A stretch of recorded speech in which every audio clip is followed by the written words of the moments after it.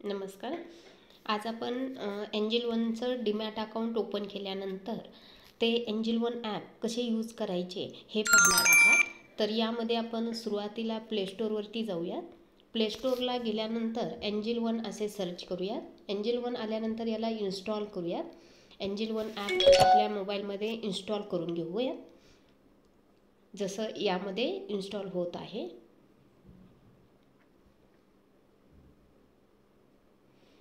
App install झाल्यानंतर आपल्याला या ठिकाणी 2 ऑप्शन येतात, ज्या पद्धतीने आता मी ओपन केल्यानंतर शो होतील.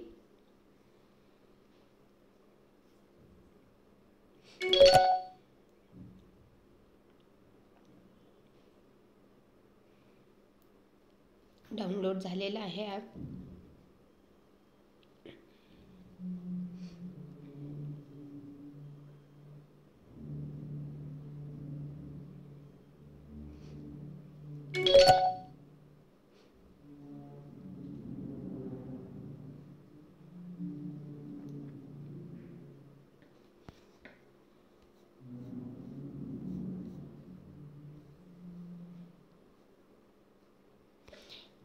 ओपन करा. ओपन केल्यानंतर या ठिकाणी 2 ऑप्शन येत आहेत आपल्याला, लॉग इन आणि साइन अप. कधीही आपण अकाउंट ओपन केल्यानंतर लॉग इनला क्लिक करायचं आहे.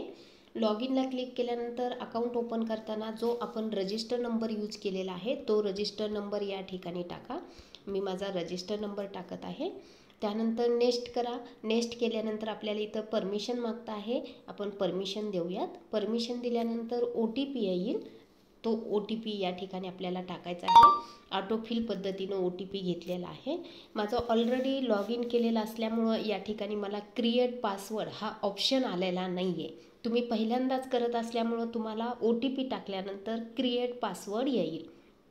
पासवर्ड क्रिएट करत असताना आपल्याला मिनिमम 6 अंकी, जास्तीत जास्त 8 अंकी आणि कमीत कमी 6 अंकी पासवर्ड पाहिजे, ज्यामध्ये फर्स्ट लेटर कॅपिटल पाहिजे. उदाहरणार्थ तुम्ही पासवर्ड क्रिएट करताय तर सुरेखा@1 जे तुमचं नाव आहे त्यातलं फर्स्ट लेटर कॅपिटल करा, सुरेखा@1 असा पासवर्ड सेट करा. पासवर्ड हा तुम्हाला 2 ठिकाणी मागेल, कन्फर्म पासवर्ड पण तोच करा.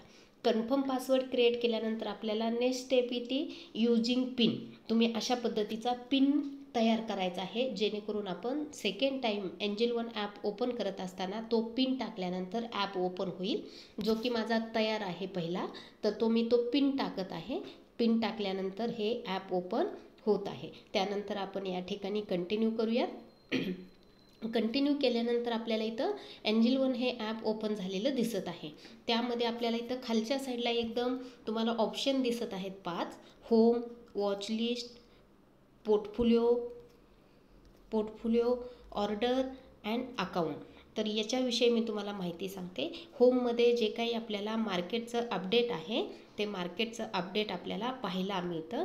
ज्या पद्धतीनं Nifty, bank Nifty, IPO, SGB म्हणजे बॉन्ड, ETF या सर्व गोष्टी आपल्याला या ठिकाणी पाहायला मिळतात.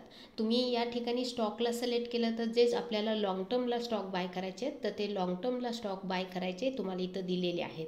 यापैकी तुम्ही ते स्टॉक बाय करू शकता. त्याच पद्धतीनं FNOला तुम्ही क्लिक केलं तर FNOचे कुठले कॉल बाय करायचे किंवा पुट बाय करायचे हे तुम्हाला या ठिकाणी ऑप्शन दिलेले आहेत. त्याच्यानंतर या ठिकाणी म्युच्युअल फंड आहे. तुम्हाला म्युच्युअल फंड SIP सुरू करायचे तर कुठली SIP तुम्ही सुरू करू शकता याबद्दल तुम्हाला या ठिकाणी डिटेल दिलेलं आहे.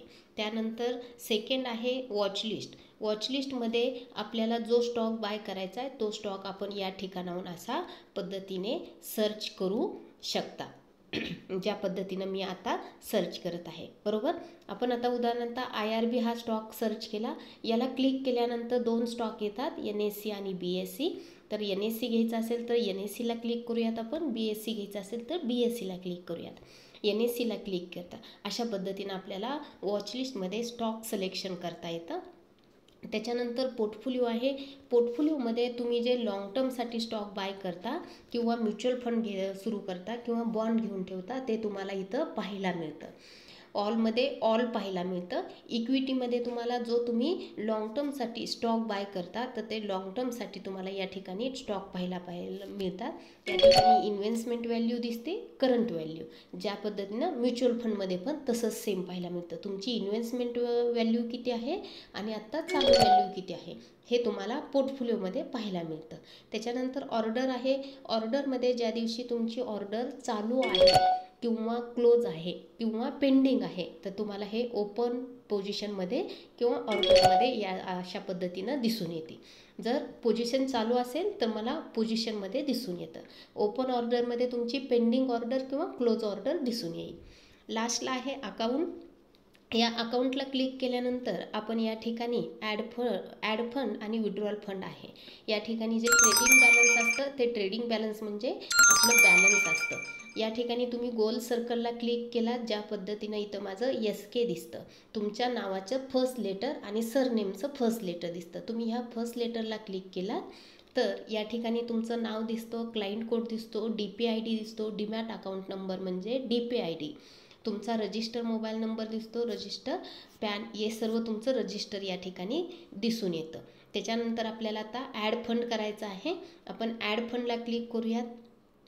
ॲड फंडला क्लिक केल्यानंतर या ठिकाणी मिनिमम अमाऊंट टाकता येते. मी साधारणतः तुम्ही 50 रुपयापासून मिनिमम कितीही टाकता येते. मग मी साधारणतः आता इथं 500 रुपये टाकत आहे. ॲड फंडला क्लिक केलं आहे. ॲड फंडला क्लिक केल्यानंतर तुमचं या ठिकाणी जे काही गुगल पे, फोनपे असेल किंवा नेट बँकिंग ते त्या ठिकाणी तुम्ही गुगल पे, फोनपे, नेट बँकिंगचं टाकायचं आहे. माझं नेट बँकिंग असल्यामुळं मी नेट बँकिंग टाकलं. त्यानंतर खाली आपला जो काही पासवर्ड असेल तो पासवर्ड टाकून देऊयात आणि लॉग इन केलं. लॉग इन केल्यानंतर माझं जी काय बँक आहे त्या बँकमधून मी ते 500 रुपये ॲड करत आहे. मला OTP येईल माझं नेट बँकिंग केल्यामुळं, तर तो मी नेट बँकिंगचा OTP या ठिकाणी टाकला आणि कन्फर्म केलं. कन्फर्म केल्यानंतर या ठिकाणी ट्रान्झॅक्शन सक्सेसफुल दाखवेल. ट्रान्झॅक्शन सक्सेसफुल झाल्यानंतर आपलं ज्या ठिकाणी ॲड फंड आहे तर त्या ॲड फंडमध्ये ट्रेडिंग बॅलन्स आपलं दिसून येईल. आता या ठिकाणी माझं अकाउंट मायनस होतं त्यामुळं 500 ॲड केले तर 243 रुपये आहेत. आता या ठिकाणाहून आपण बॅक घेऊया. आपल्याला स्टॉक बाय करायचा आहे. वॉच लिस्टला सिलेक्ट करूया. उदाहरणार्थ मला येस बँक हा स्टॉक घ्यायचा आहे. मी येस बँकला सर्च केलं. येस बँक NSE आणि येस बँक BSE आलं. येस बँक NSEला सिलेक्ट करायचं आहे किंवा माझ्या वॉच लिस्टमध्ये मला हा स्टॉक ॲड करायचा आहे तर याच्या पुढे स्टार चिन्ह आहे. या स्टार चिन्हाला क्लिक करा. तुमच्या वॉच लिस्टमध्ये त्या ठिकाणी स्टॉक हा सिलेक्ट होईल. बरोबर, असं ज्या पद्धतीनं मी आता सिलेक्ट केलेला आहे. बरोबर, याला क्लिक केल्यानंतर बाय आणि सेल असे 2 ऑप्शन येतील. बायला क्लिक करूयात. बायला क्लिक केल्यानंतर हा क्रॉस करा.